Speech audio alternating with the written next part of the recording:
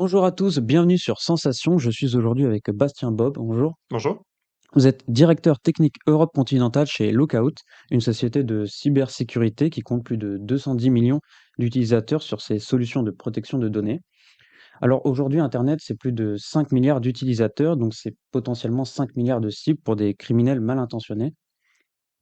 Oui, on peut dire ça, en fait, tout ce qui est connecté. Alors, c'est même pas forcément que l'utilisateur, hein, c'est l'ensemble des terminaux, que ce soit des PC ou des mobiles ou même des serveurs si on parle d'entreprise.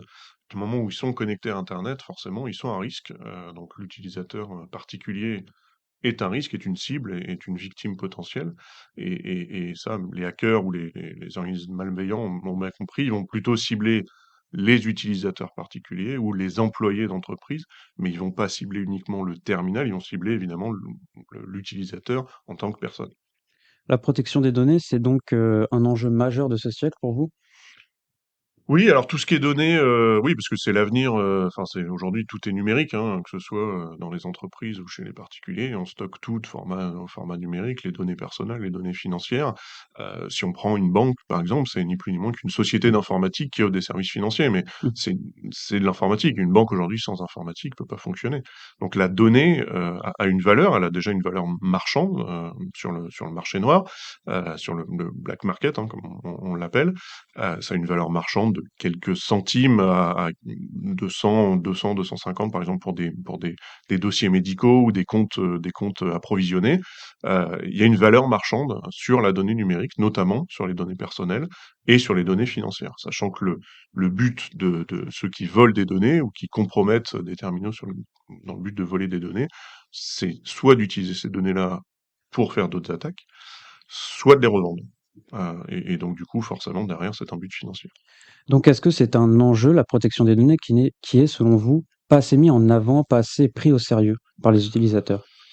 Alors, c'est pris au sérieux par les États, que ce soit en Europe, que ce soit en France, même aux États-Unis, hein, il y a énormément de lois, notamment en Europe, il y a une loi qui s'appelle le RGPD ou le Règlement général sur la protection de la donnée, qui est une loi européenne, hein, qui est active depuis 2016 et réellement appliquée depuis 2018.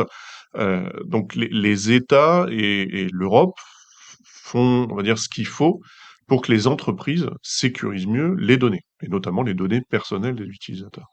Donc il y a une prise de conscience, au moins au niveau politique. Après, l'utilisateur en lui-même, moi je parle à beaucoup de gens, même à des particuliers hein, au sein de ma famille, qui me disent non mais moi j'ai rien à cacher, donc en gros j'ai pas besoin de mettre une solution de protection, j'ai pas de données, j'ai rien à cacher, donc en gros je m'en fous que mes données soient volées. Et c'est là où c'est un vrai problème, c'est que globalement les utilisateurs qui réfléchissent comme ça participent, notamment ceux qui se font voler des données, participent à l'usurpation d'identité, ils participent à tout ce, on va dire cette manne financière qui sont organisée par les acteurs malveillants.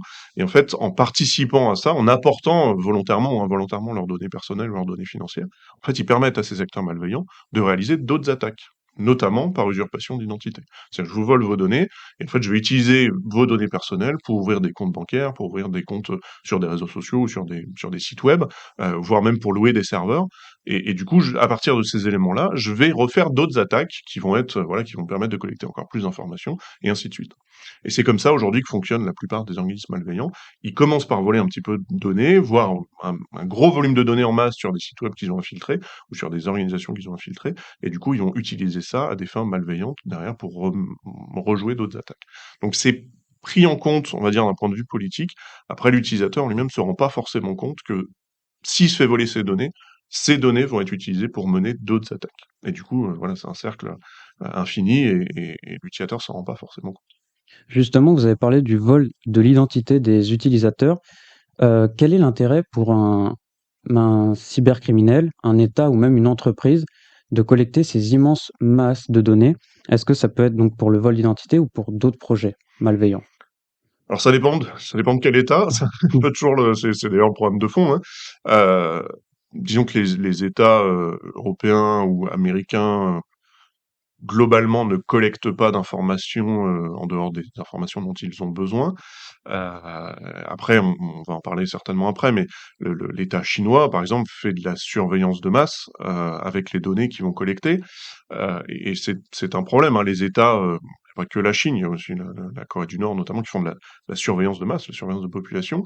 La Chine a depuis quelques années une emphase assez particulière sur les Ouïghours, sur la population ouïghour, donc ça représente quand même plusieurs millions de personnes qui sont surveillées du matin au soir par la technique, donc notamment sur l'espionnage technique sur leur téléphone notamment, et puis ils sont surveillés partout, voilà, où qu'ils aillent, quoi qu'ils fassent, avec n'importe qui ils échangent, ils les surveillent, enfin l'État chinois les surveille à des fins de soi-disant de lutter contre le terrorisme, mais c'est ni plus ni moins que de l'espionnage de masse de populations civiles. Donc ça serait évidemment très malvenu de faire ça en Europe, donc les États ne le font pas, alors, bien heureusement, mais voilà, ça pose pas forcément de soucis à certains États de collecter énormément de données, y compris des données d'étrangers qui viennent sur le sol chinois, pour tout simplement faire de la surveillance de masse. En fait, plus ils agrègent de données, plus ils sont capables de trouver assez facilement des comportements qui pourraient être une menace pour l'entreprise ou pour l'État. Restons sur la Chine. Aujourd'hui, avec plus d'1 milliard d'utilisateurs mensuels actifs, TikTok, c'est l'application qui connaît la progression exponentielle la plus importante depuis 2021. Sauf qu'elle ne fait pas parler d'elle que pour son nombre d'utilisateurs. TikTok est revenu à plusieurs reprises dans les discussions sur la confidentialité des données. Est-ce que TikTok est aujourd'hui une application dangereuse du point de vue de cette confidentialité des données?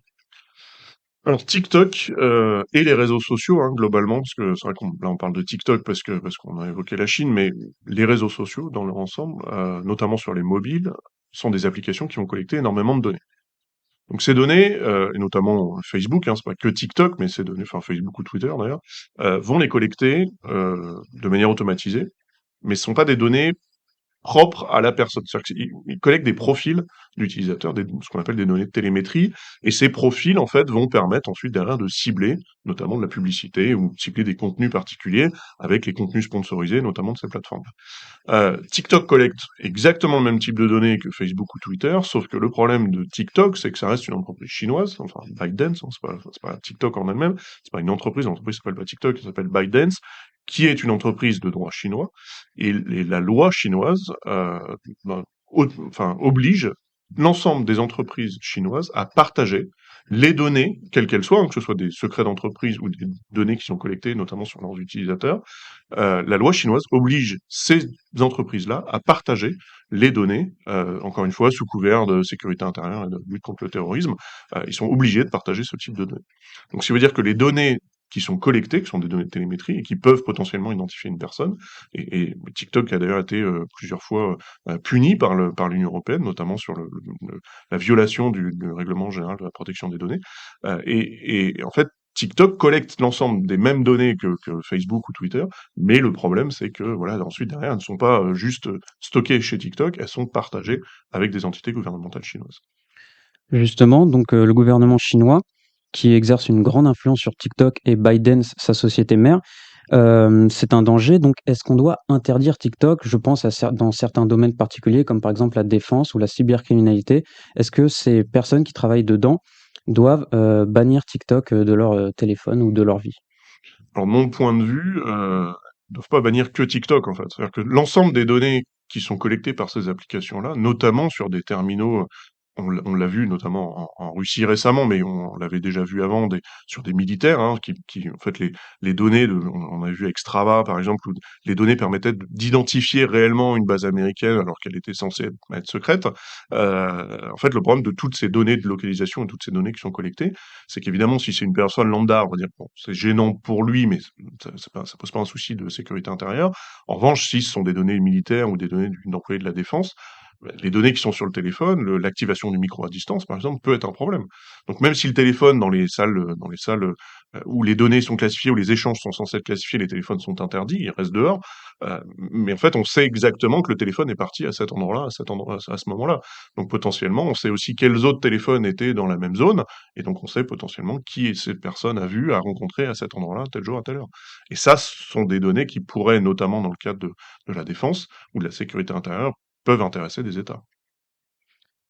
Très bien, merci Bastien Bob d'avoir été avec nous sur Sensation. Je rappelle que vous êtes directeur technique Europe continental chez Lookout. Pour plus d'informations sur Lookout, rendez-vous sur le site lookout.com. Et ce tournage a été possible grâce au soutien du restaurant Le Sornani dans le 17e arrondissement. Et pour revoir ou réécouter cette émission, vous pouvez vous rendre sur le site ou l'application Radio Sensation.